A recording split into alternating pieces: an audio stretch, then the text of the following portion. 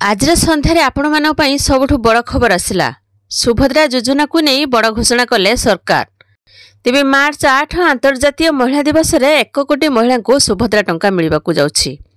प्रथम पर्याय रे 4टी किस्ती रे प्राय 97 लाख रु ऊर्ध्व महिला को ए योजना रे अंतर्भुक्त करी 5000 टंका लेखा दिया जाइछि। एनपीसीआई ठीक होइथिबारु 2 लाख रु ऊर्ध्व महिला को पुनी सुभद्रा योजना रे शामिल करी कोटिए हिताधिकारी को द्वितीय पर्याय रे किस्ती टंका दिया जिवो। तो एने मुख्यमंत्री मोहन माझी ब्रह्मपुर रे एक स्वतंत्र कार्यक्रम आयोजन करी हिताधिकारी बैंक खाता को ए टंका हस्तांतर करिवे। ए योजनार महिला संख्या 1 कोटी छुईबो बोली पूर्वरु सरकार कहिथिले।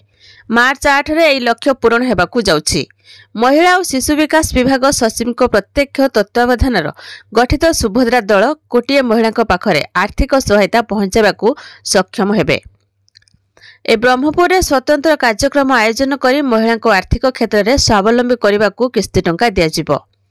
तो प्रथम पर्याय रे 5000 टंका पाइथिबा हिताधिकारी बैंक खाता को द्वितीय पर्याय रे 5000 टंका दिया जिवो।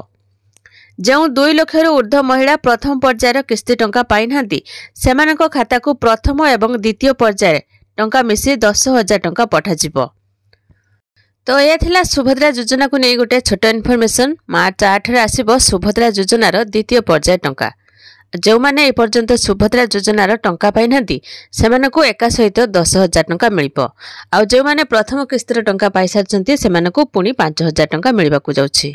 आपण माने ए टंका पाइछंती कि नाही कमेंट रे जणेबे। वीडियो को लाइक करिवे। एमिति नुआ नुआ वीडियो देखिया पई चैनल को सब्सक्राइब करिकि पाखरे आस्थवा बेल आइकन क्लिक करी ऑल सिलेक्ट करनेबे।